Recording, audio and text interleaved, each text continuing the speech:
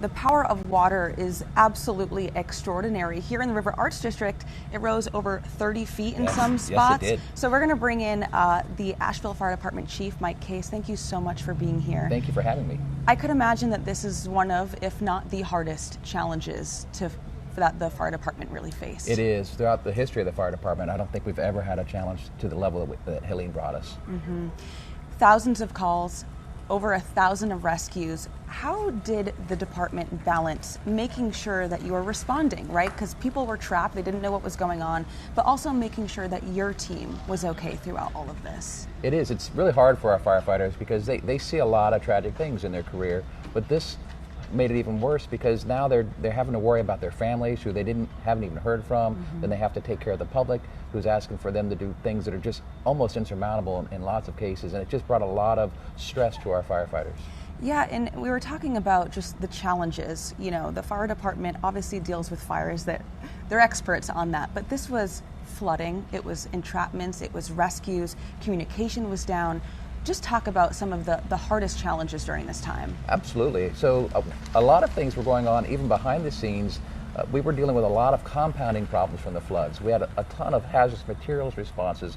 When we lost our water, we had to worry about being able to put fires out. Mm-hmm. We had to worry about public health because people couldn't wash their hands, they couldn't flush their toilets. It was a lot of issues that come about as a result of the flood itself. Yeah, and talk about the emotional toll that this had on your men and women. I'm sure, like you mentioned, I mean, they're seeing things, their family, they don't know if they're okay. How did the department kind of navigate that?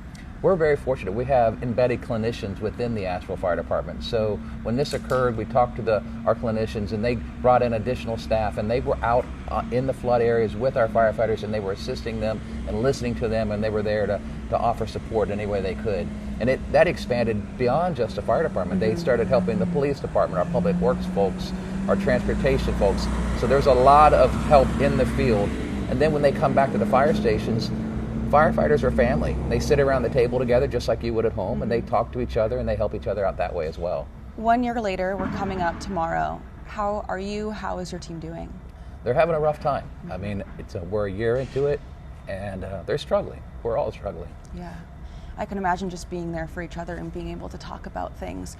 I know so much tragedy has happened over the last year. Has there been any takeaways from this? I think it was really refreshing to see how everybody came together. Mm-hmm. I mean, it was like, no matter who you were, where you were, what you believed in, everybody came together and everybody supported each other, and we hope we can carry that through.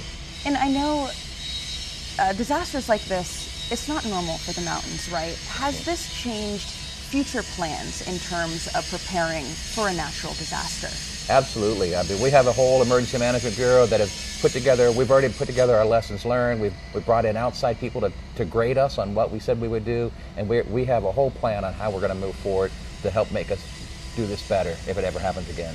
Well, thank you so much. I know Helene will be talked about for centuries, and it's the response that the first responders, the acts that you guys did, that will also be remembered as well. So thank you so much for being with us. Thank you for having me.